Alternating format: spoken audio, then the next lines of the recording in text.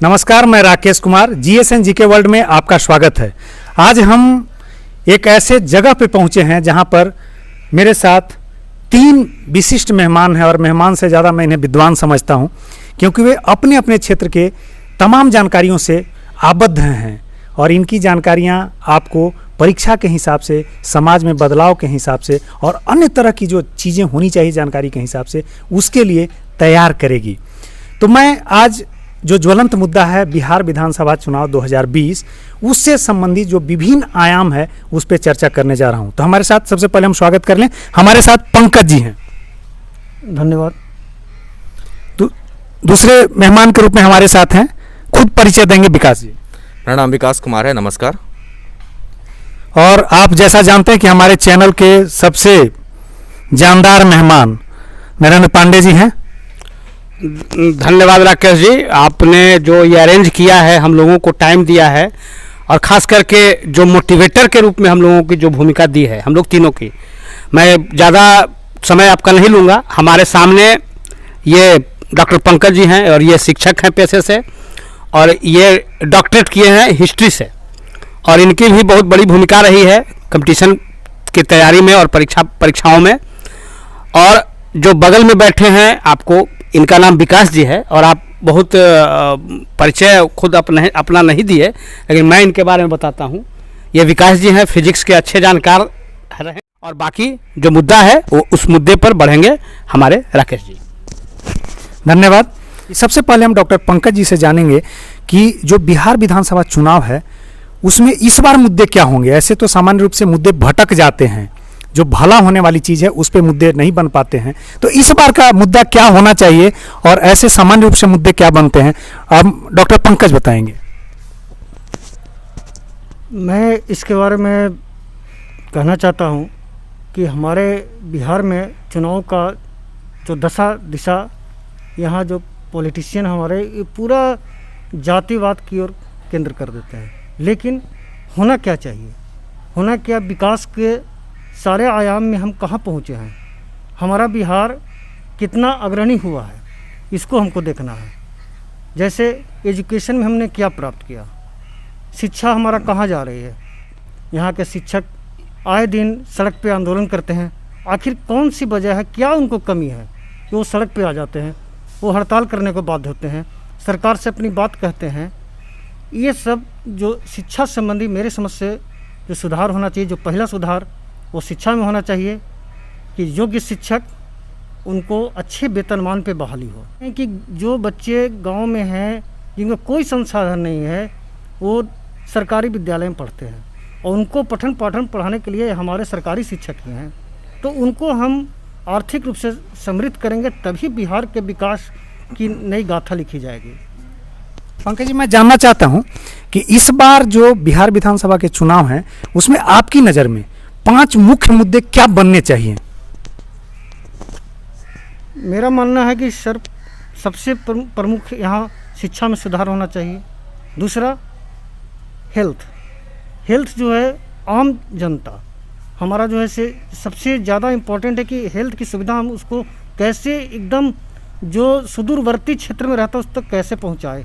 तो हेल्थ में हमारे समझ से अभी बहुत काम किया जाना है, और जो भी आने वाला जो सरकार बने, हेल्थ एक बहुत महत्वपूर्ण मुद्दा है। 5 मुद्दे गिनाने, आपने अभी 2 गिनाए, 3 और गिनाइए। एक में तीसरा जो हुआ, जो अभी बेरोजगारी दूर करना। हमारे यहाँ हर प्रतिवर्ष बेरोजगारी की संख्या बढ़ते जा रही है, और इसमें कहीं ना कहीं हमारी जो शिक्षा नीति भी जिम्मेवार है, जो बेरोजगार पैदा कर रहा है।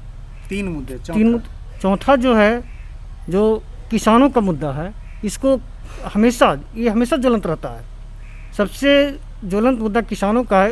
किसानों को फसल का, अभी देखे होंगे भारत सरकार ने कि कृषि संबंधी बिल पारित किया है, तो मैं उसमें ज़्यादा नहीं जाना चाहता हूँ क्या है क्या नहीं है, लेकिन किसान की समस्या जस के तस खड़ी रहती है। किसान की समस्या भी एक मुद्दा होगा इस बार। किसान की समस्या भी है। 5वां मुद्दा। और 5वां मुद्दा जो पूरा हमारा जो इंफ्रास्ट्रक्चर है, हमारा जो डेवलपमेंट है, वो सही दिशा से सही जगह पहुँचे। गुड गवर्नेंस पर अभी भी बहुत काम किया जाता मतलब पांचवा मुद्दा आपके नज़र में गुड गवर्नेंस का होना चाहिए, क्योंकि योजनाएं अच्छी हैं लेकिन इम्प्लीमेंटेशन के सेक्शन पे दिक्कत है, कार्यान्वयन के पक्ष पे दिक्कत है। अब हम विकास जी से जानना चाहेंगे कि इस बार जो 17वीं विधानसभा का चुनाव हो रहा है, जिसका कार्यकाल 29 नवंबर को 16वीं का समाप्त हुआ, तो उस स्थिति में सामान्य रूप से जो विधानसभा के बारे में खास करके उम्मीदवारों के लिए क्या योग्यता होनी चाहिए, कितने साल में उम्मीदवारी जो है कोई पेश कर सकता है विधानसभा के लिए, और क्या योग्यताएं होनी चाहिए उसके बारे में क्वेश्चन था कि योग्यता क्या होना चाहिए। कार्यकाल तो चूंकि सब कुछ जानते हैं कि 5 वर्ष का होता है। संविधान की दृष्टि से किसी भी विधायक में योग्यता देखा जाए तो उम्र सीमा एक पहला मुख्य बिंदु होता है कि उनकी आयु 25 वर्ष होनी चाहिए और वो भारत के नागरिक हों। एक कुछ योग्यताएं उनके अंदर होना चाहिए, लेकिन फिर भी मैं आपकी बातों को मानते हुए अपनी बात को एक रखना चाहता हूं कि योग्यता यहाँ पे सिर्फ ये नहीं होना चाहिए कि वो 25 वर्ष के हों, भारत का नागरिक हों। योग्यता का मतलब ये भी होना चाहिए कि वो शिक्षित हो, लेकिन हमारे संविधान में योग्यता सिर्फ दे दिया गया है कि वो 25 वर्ष के होने चाहिए, भारत का नागरिक हो, पागल या दिवालिया नहीं हो। हमारे नज़र में योग्यता संविधान ने दे दिया है कि 25 वर्ष होना चाहिए, हम इस चीज़ को मानते हैं। बिल्कुल बिल्कुल, भारत का नागरिक होना चाहिए, पागल या दिवालिया नहीं होना चाहिए, इत्यादि संविधान में लिखा गया है, लेकिन आज के समय में वो परिपूर्ण नहीं है। धन्यवाद। एक सुप्रीम कोर्ट के गाइडलाइन के हिसाब से एक अहर्ता में एक और चीज़ जोड़ी गई है कि अगर कोई व्यक्ति किसी भी अपराध में दोष सिद्ध ही हो जाता है न्यायालय के द्वारा, तो वह भी विधानसभा चुनाव के अयोग्य माना जाएगा, यानी वह चुनाव नहीं लड़ सकता है। तो एक एडिशन मैं कर देता हूं।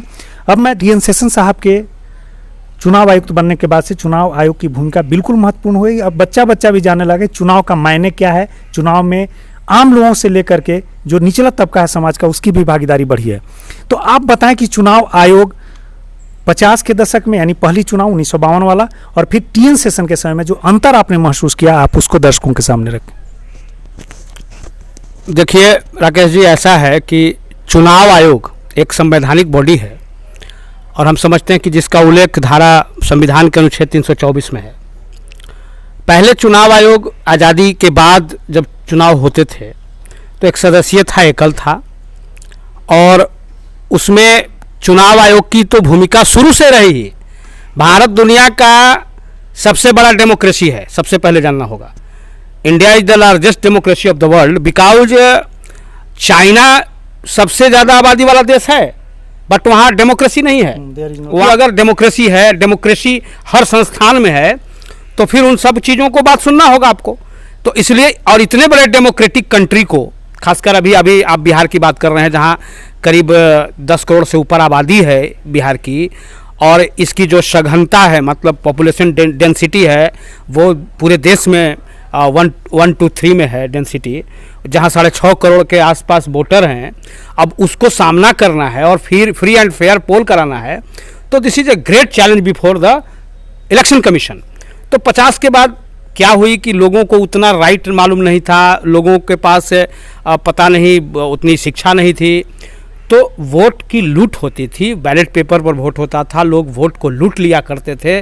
जो दबंग किस्म के होते थे लोग, दबे कुचले लोगों को, दलित लोगों को, कमज़ोर लोगों को वोट देने नहीं देते थे। यहाँ तक कि अगर श्रवण भी है और श्रवण कमज़ोर है तो उनके भी आका होते थे जो वोट को खरीदते थे, तो परचेज करते थे, वोट को लूट लिया करते थे। लेकिन जब टीएन सेशन आए, वो लैंडमार्क है। टीएन सेशन को आप लैंडमार्क कह सकते हैं इलेक्शन भारत के इलेक्शन चुनाव में। सुधारों का जनक टीएन सेशन को कहा जाए? बिल्कुल, मेरे अनुसार मैं 90 के दशक में जब पढ़ा करता था और तैयारी भी करता था, तो टीएन सेशन अकेला आवाज़ था। और टीएन सेशन के पर को कुतरने के लिए, विकास सर आप भी जानते हैं, पंकज जी जानते होंगे, टीएन सेशन जब अकेला, उसका जब हंटर चलने लगा चुनाव आयोग का, और लोग आदि नहीं थे फ्री एंड फेयर पोल का, और सबसे पहले हम समझते हैं कि हम खुद वोटर आई कार्ड प्रत्येक व्यक्ति को उपलब्ध कराने का जिम्मा लिया। ये बहुत बड़ा टास्क था। लोग सोचते थे कि वोटर आई कार्ड नहीं बनेगा, बना, तो वोटर आई कार्ड बना। उनके बाद इसके बाद फ्री एंड फेयर पोल होना शुरू हुआ, तब उनके पैर को कुतरने के लिए 1 सदस्यीय को 3 सदस्यीय बना दिया गया। और now election commission is presided by chief election commissioner, but assistance के लिए 2 और इलेक्शन ऑफिसर हैं, इलेक्शन कमिश्नर हैं, 3 बॉडी है। लेकिन चीफ इलेक्शन कमिश्नर अभी भी महत्वपूर्ण है। इसके बाद तो जो फ्री एंड फेयर पोल होने लगा, इसके बाद आप सही बोल रहे हैं, 90 के दशक के बाद ईवीएम मशीनें आई। हाँ, अब मैं आपसे यह जानना चाहता हूँ नरेंद्र पांडे जी कि टीएन सेशन के आने के बाद जो इनपुट्स इलेक्शन कमीशन ने चुनाव में जो इनपुट्स लाए, नए नए इनपुट्स से खासकर इलेक्ट्रॉनिक मशीन यानी ईवीएम की बात होने लगी और आगे वीवीपैट तक की बात हुई, जरा उस पर प्रकाश डालें। देखिए, जैसे जैसे चुनाव क्या है, चुनाव में आप एक ऐसा लोग को चुनते हैं, ऐसे लोग को चुनते हैं जो आपके दशा और दिशा तय करते हैं, पूरे देश की दशा और दिशा, नागरिकों की दशा और दिशा तय करते हैं। तो फेयरनेस तो होनी चाहिए। और डेमोक्रेसी का मतलब है कि जो ज़्यादा जिसकी आबादी है उसका प्रतिनिधित्व बढ़िया से हो, तो फिर फेयरनेस की बात तो आएगी ही, लूट की बात कमेगी ही। तो आप समझ लीजिए कि इलेक्शन कमीशन 90 के बाद जो आप इनपुट की बात कर रहे हैं वो आईटी आधारित ज़्यादा होने लगा, और इंफॉर्मेशन टेक्नोलॉजी जब हर जगह यूज होने लगा, इसमें यूज होने लगा। अब समझिए हमारा ईवीएम जो है दुनिया का सबसे टेस्टेड ईवीएम है, आप उसमें छेड़छाड़ नहीं कर सकते हैं। जो इनपुट्स है उस पर बात करें, ईवीएम से लेकर के वीवीपैट तक की जर्नी की। नहीं तो ईवीएम एक बहुत बड़ा हथियार के रूप में आया। उसमें आप ऐसा है कि आप वोट की लूट रुकी, वो ऐसे कि ईवीएम ने वोट की लूट को रोक दिया, क्योंकि आप सम टाइम माने कुछ समय के लिए ही एक बटन दबाया जा सकता है। आप लूट कम हुई वहाँ पर। ईवीएम के बाद आपको मैं बताता हूँ फ्री एंड फेयर के रूप में जो इनपुट्स आया वो वीवीपैट, आप सही बोल रहे हैं, वीवीपैट की डिमांड हुई। वीवीपैट जैसा कि अगर मैं जानता हूँ वो वोटर वेरीफाइड वो पेपर ट्रायल है, जो भी हो वीवीपैट का फुल फॉर्म ट्रेल। तो वो जो वीवीपैट आया, अब उससे ये निश्चित होने लगा कि जब मैं वोट कास्ट कर रहा हूँ तो वोट जिस व्यक्ति को दे रहा हूँ उसी को जा रहा है कि नहीं। तो वीवीपैट से यह भी क्लियर होना शुरू हो गया। तो वीवीपैट आया, ईवीएम आया। इसके बाद आपको मैं बता रहा हूँ, अब पारदर्शिता लाने के लिए जो ईवीएम मशीन है पंकज जी, वो अब आपको ऑन स्पॉट मतलब वहीं दिया जाएगा। चुनाव के कर्मी जो हैं, जितने भी पोलिंग ऑफिसर्स हैं, वो पहले चले जाते हैं। इसके बाद काउंटिंग में भी बहुत सारे इनपुट्स नए नए आए हैं, आप खुद चुनाव प्रभार कराते हैं। तो इस तरह से बहुत सारे इनपुट्स आए हैं जिससे ट्रांसपेरेंसी बढ़ी है। दर्शकों मैं बता दूं कि 1989 में चुनाव आयोग को 3 सदस्यीय बनाया गया था और टीएन सेशन साहब उस समय मुख्य चुनाव आयुक्त थे। प्रथम चुनाव आयुक्त की अगर भारत में बात करें तो सुकुमार सेन साहब थे, जिनके नेतृत्व में यानी मुख्य निर्वाचन आयुक्त के तौर पे उन्होंने 1952 का पहला आम चुनाव करवाया था।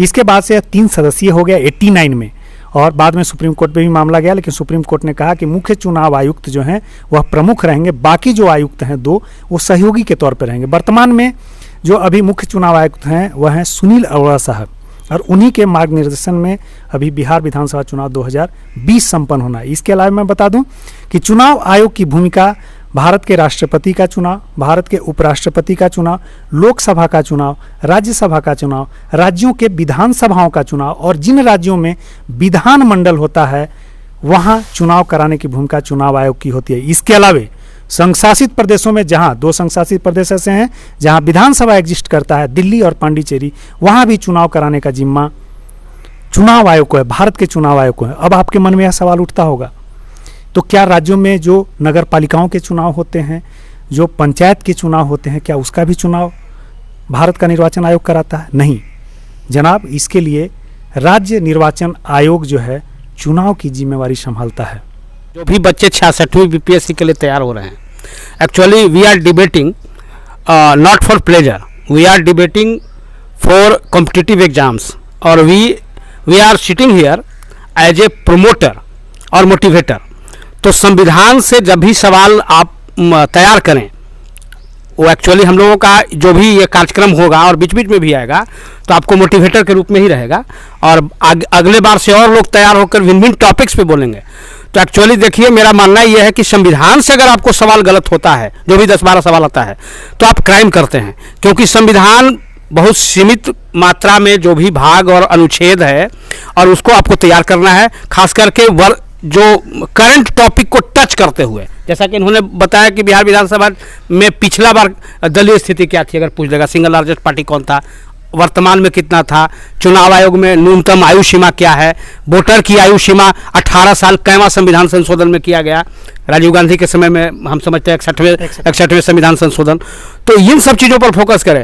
राज्यसभा का उम्र कितना होना चाहिए, राज्यसभा का कार्यकाल कितना होता है, राज्यसभा का या लोकसभा या अभी मैं बता रहा हूँ विधानसभा में खर्च जो कि मैं जानता हूँ कोई भी कैंडिडेट कितना ज़्यादा कर सकता है, तो हम समझते हैं बिहार जैसे राज्यों के लिए 28 लाख रुपए है और नगद में 10,000 रुपए। तो इस तरह की बारीकियों पर आप विदिन 2 और 3 और 1 वीक, एक वीक के अंदर संविधान के सवालों से आप पालक छुटका सकते हैं और गलत करके आते हैं। बहुत लड़कों को देखता हूँ कि 356 गलत मार रहे हैं। अब बताइए 352 गलत मार के आ रहे हैं, 356 गलत मार के, 360 गलत मार के आ रहे हैं, तो आप क्राइम कर रहे हैं। ऐसे में कंपटीशन बड़ा है। बीपीएससी में भले जीएस सवाल पूछता है, बट कंपटीशन जो है वो बहुत लार्ज लेवल पर है। आप आयोग की परीक्षा दे रहे हैं, कोई खेल नहीं कर रहे हैं। So thank you very much सारे गेस्ट्स को और हमारे राकेश जी को। तो आप तमाम विद्यार्थियों से आग्रह है कि आप न सिर्फ हमारे YouTube चैनल को देखें बल्कि सब्सक्राइब भी करें, और जैसे ही प्रशासनिक स्वीकृति मिल जाती है संस्थानों को चलाने की, तो GSN GK वर्ल्ड नाम से ही अहरी में जिला नियोजनालय वाले मकान में एक परामर्श संस्थान के रूप में आपके लिए एक कोचिंग संस्थान भी आपकी सेवा में, आपकी सहायता में आपको अंतिम रूप से सफल कराने के लिए खुलेगा। तो आप जितने जो एक्सपर्ट हैं हमारे, वो सब जुड़ेंगे। तो आप हमारे चैनल को देखिए, लाइक कीजिए, सब्सक्राइब कीजिए। बहुत बहुत धन्यवाद।